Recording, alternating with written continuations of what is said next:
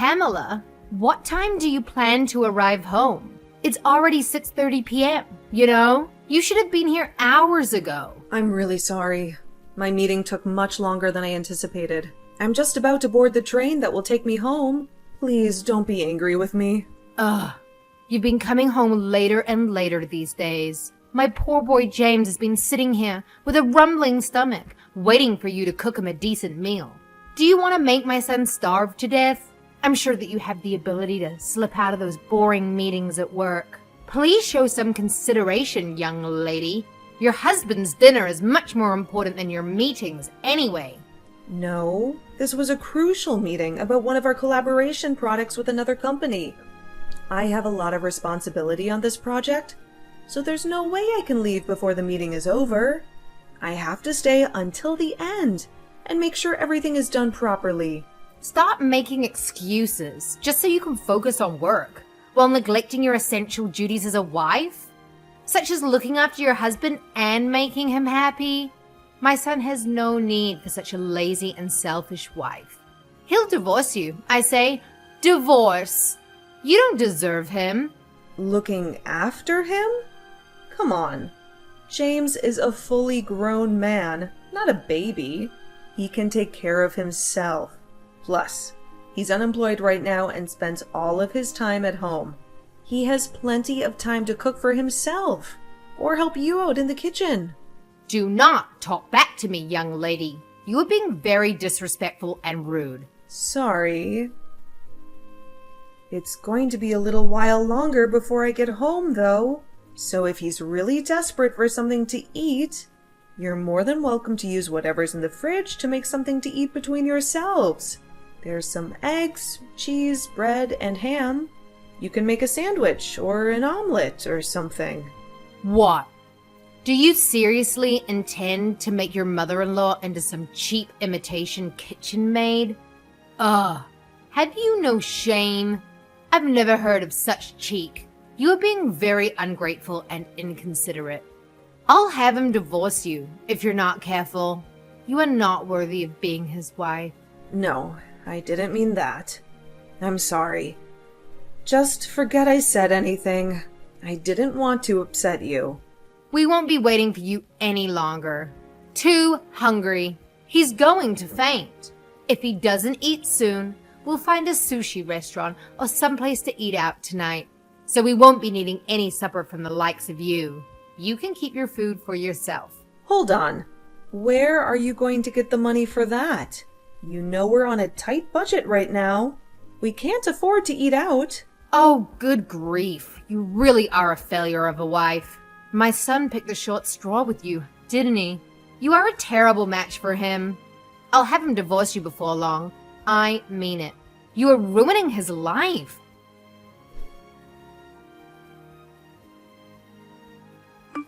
James, are you still awake? Can you spare a minute to talk to me? What do you want? I was just about to drift off to sleep. Besides, if you have something to say, why don't you just come and talk to me face to face? Why do you need to send messages when we're living under the same roof? But if I come to speak to you, your mom will probably overhear our conversation. Anyway, it's about your mother. Is there no way we can live separately from her? This arrangement with the three of us sharing the same house, it's just not working out. What? For heaven's sakes. You're not going on about my mom again, are you? Haven't you had enough of nagging me about her? To tell you the truth, James, I'm extremely stressed out. I agreed to have her live with us because I felt sorry for her being lonely after your dad passed away. But she's causing me so much stress. It's unbelievable. Does she think I'm some kind of servant? She forces me to do all the housework, even though I'm working long hours at my job. Not only that, but she barely ever lifts a finger to help me out. If there's ever anything she doesn't like, even if it's a minor thing, she immediately brings up divorce and threatens to make you end the marriage with me. What's more, despite the fact that she makes absolutely no money and contributes nothing to the household finances, she goes out to restaurants on extravagant spending sprees, always bringing home bag loads of useless junk. There's no other way to put it, James. I've reached my breaking point, and I can't take it anymore. What do you want me to do? You can complain about her as much as you want, but she doesn't have anywhere else to go. She sold the family home when my dad died. We're the ones who took her in. I can't just kick her out now, can I? The only money she has to her name is her pension. So when she says she can't afford to contribute, she's telling the truth. Plus, without my dad, she's very lonely. Surely it won't hurt to indulge her selfishness just a little bit, every once in a while. This goes beyond the level of mere selfishness. She sneers and barks orders at me, tells me I'm not fit to eat in the same room as her, forces me to eat nothing but leftovers. She insists that you, being the husband, must always be the first to use the bathtub, with her, being the all-important mother-in-law, using it second. Then, when my turn finally does come around, there are even some times when she lets the water out before I can get in. For some strange reason, she constantly gives me midnight sermons on how a wife should act. So I can't even sleep half the time because of her non-stop preaching. Since she moved in with us a year ago, I lost 10 kilograms from not eating properly due to all the stress. This is malicious bullying, plain and simple. It's a miracle I managed to tolerate her this long. And the only reason I did is because she's your mom. But I'm sick of being treated like I'm less than human. I've reached my limit. Please, James, have her move somewhere else. Maybe an apartment, or a shared house or something. I don't know, just anywhere but here. If that's impossible, at the very least, could you please tell her to stop treating me this way? If you don't do something, I'm going to snap. Fine. Sheesh, woman, I get it. I'll mention it to her at some point, if I remember. Anyway, more importantly, I need $500. What? $500? What? What are you going to use it for? Travel expenses. I'm looking for work right now, so I need money for bus fares and trains and stuff. What? But I gave you money for travel expenses not that long ago. You get $300 a month for that already. That's peanuts. I already used it all. Get real, woman. $300 just doesn't cut it. Give me $500. Wait, you're not. No way. Are you visiting casinos again? What? Come on. It's not like it's a big deal. I don't go very often, and I hardly spend anything when I do. It's a way for me to relax after the hours I spent job hunting. You haven't forgotten that you lost your last job because you got caught sneaking out of the office and visiting casinos when you were supposed to be working. Have you? You got down on your knees and swore to me that you'd never visit a casino again. James, you swore. You looked me in the eye and promised me that. In spite of that, you're at it again? And this time you're blowing the money that I give you for travel expenses on the slots. If that's where it's going, you'll never get another cent out of me. You can forget about it. Oh, give it a rest, woman. You're like a broken record. Nag, nag, nag. That's all you ever do. It's up to me how I spend my time. Are you saying I'm banned from relaxing? To take my mind off the stress of trying to find a job in this tough economy. Who gave you the authority to do that? The only thing you're good for is bringing in money anyway. If you can't even toss me a few dollars when I'm in a pinch, then what the hell do you bring to the table? What else do you have to offer? What? What does that mean? The only reason I have to work like a dog now is because you got fired for acting like a moron. Job hunting? Give me a break. All you do is laze around on the sofa like a sack of potatoes. You don't even bother to look for work. You just sit there and watch TV all day. Then you have the nerve to spend the money I give you for getting around town on the slots? You have no right to be angry with me. You should be grateful that I'm supporting you. Oh, just button her already. Nag, nag, nag. You think you're so much better than me just because you happen to have a job, don't you?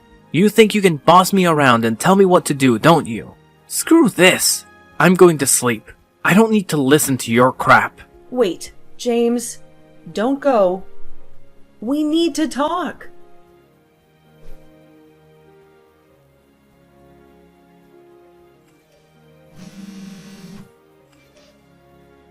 Excuse me, Pamela. Answer me right now. Don't you dare ignore me. What do you want from me? Can't you see I'm at work right now? I have a lot of things to do, and I don't have time for your nonsense.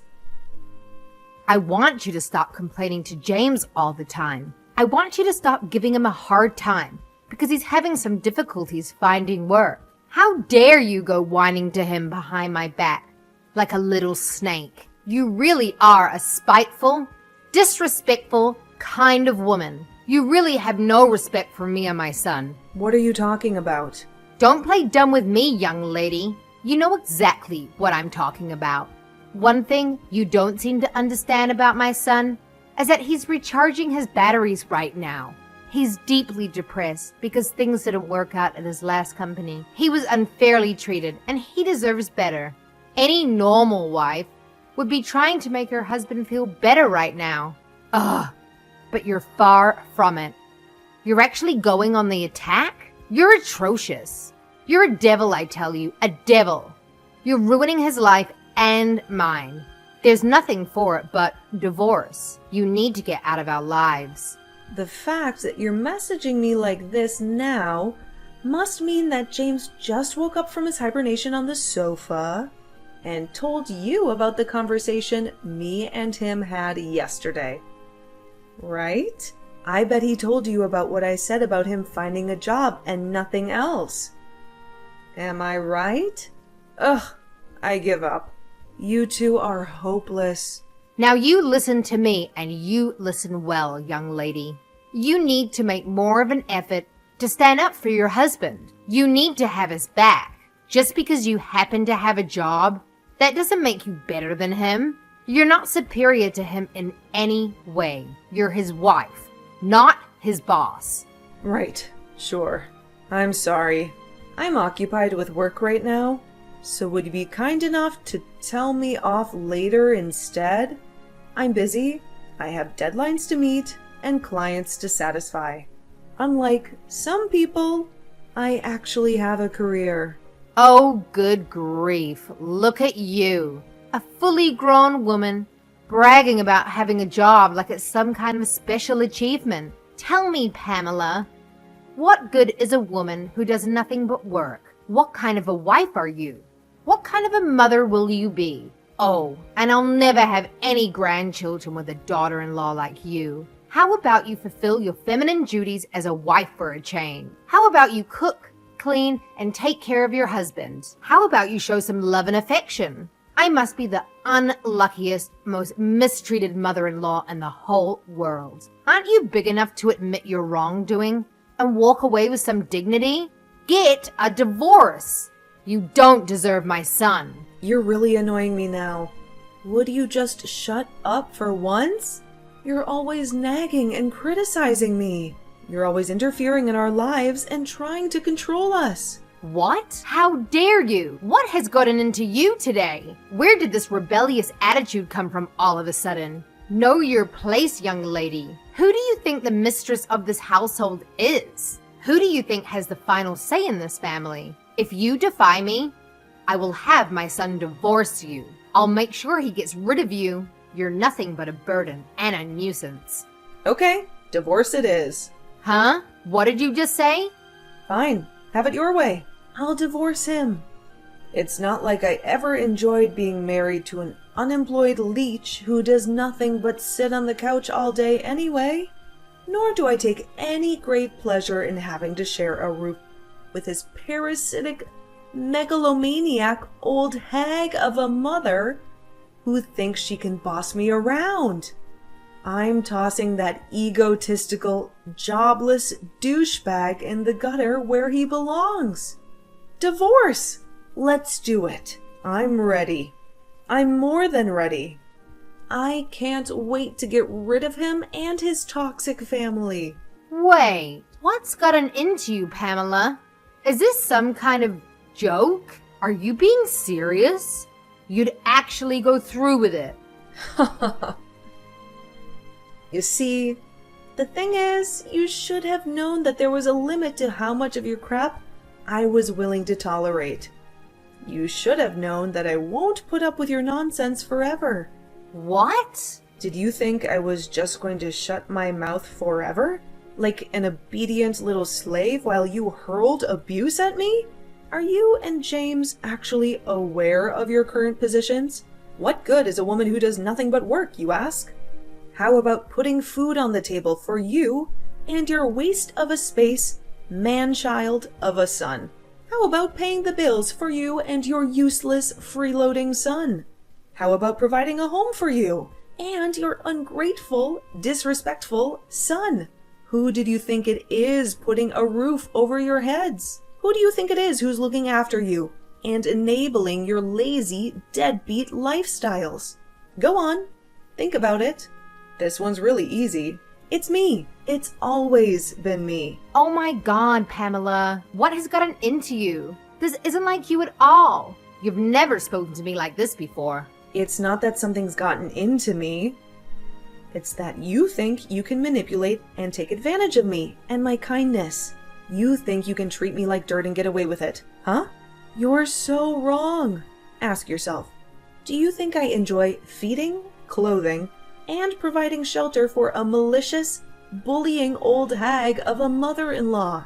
Do you think I enjoy working hard every day while you sit on your ass and do nothing?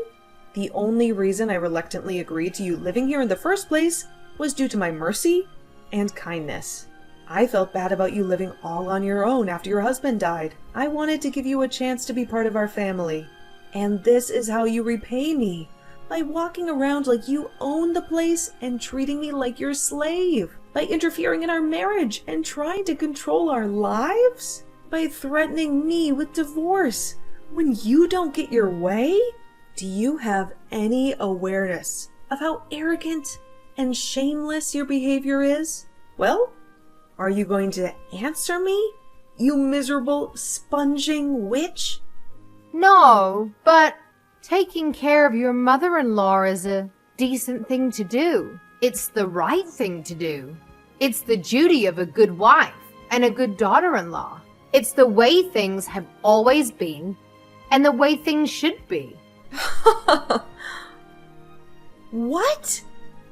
I'm not sure what common decency or tradition you're talking about. They certainly don't apply to sponging vagrants like you. You are also aware that I'm not your daughter, right? Even still, I wouldn't tolerate this from my own mom. So what do you think gives you the right?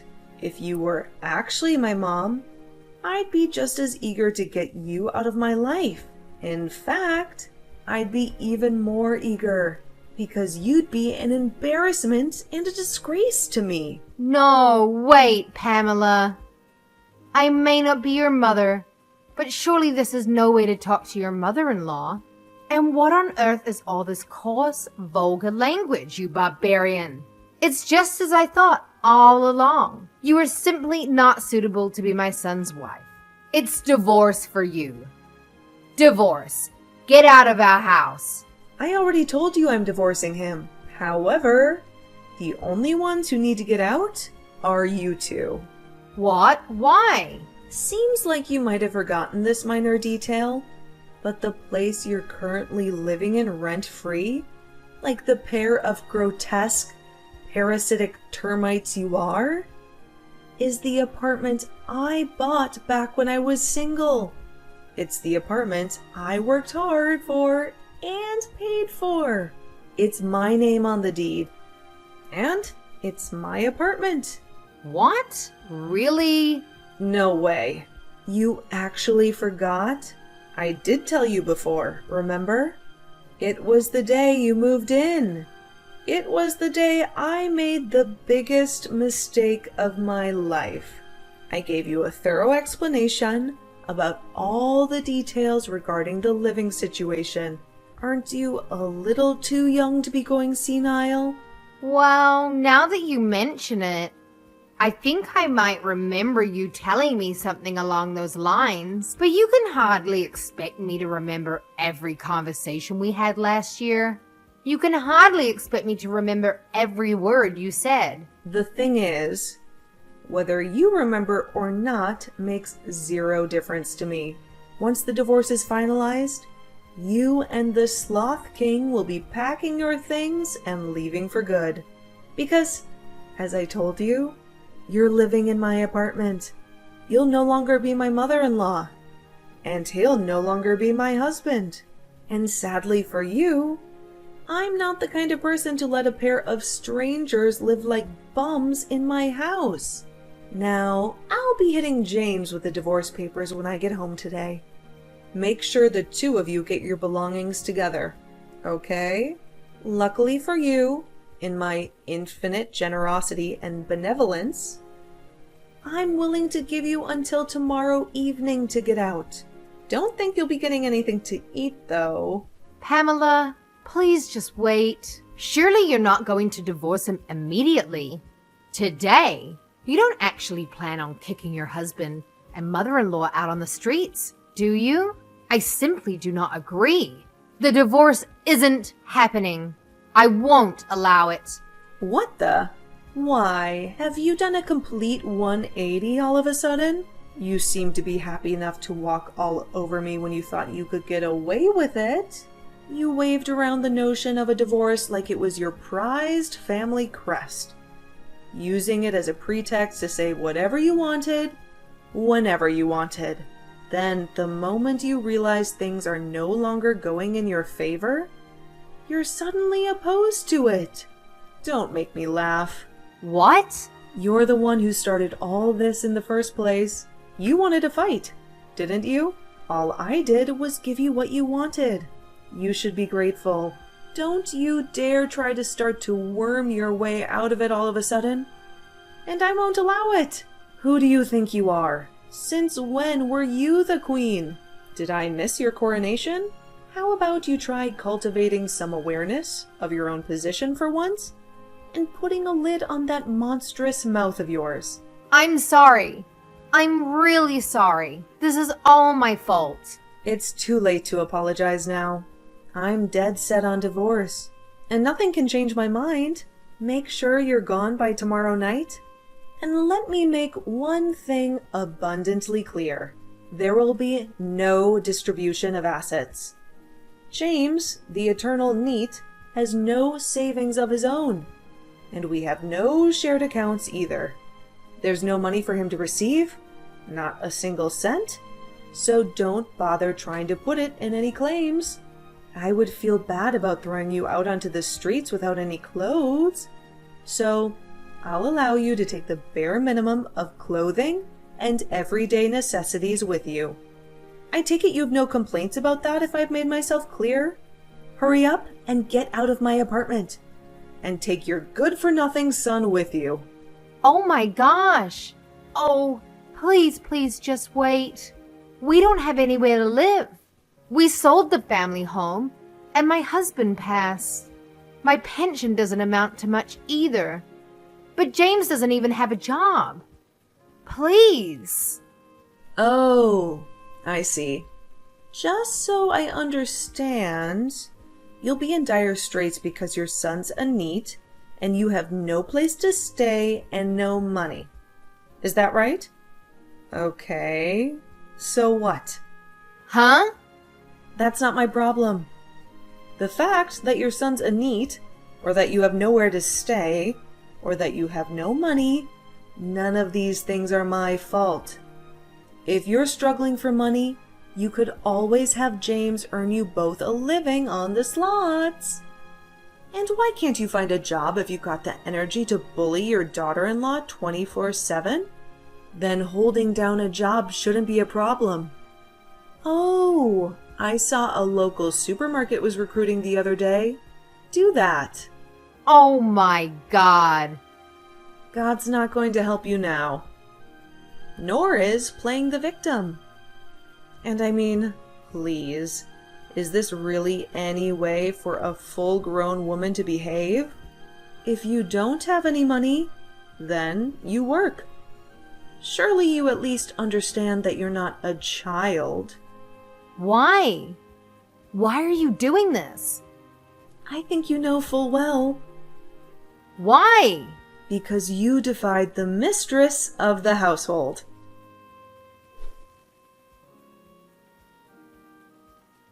As soon as I stepped into the house after a long day at work, I saw James and his mother-in-law on their knees, blocking my way. They clasped their hands together and cried out in unison, "Please, forgive us for our terrible behavior." But I pushed them aside and said, "If you have enough energy to kneel and beg, you have enough energy to pack your bags." For the first time in ages, I cooked a meal just for myself and enjoyed a relaxing bath without any interruptions.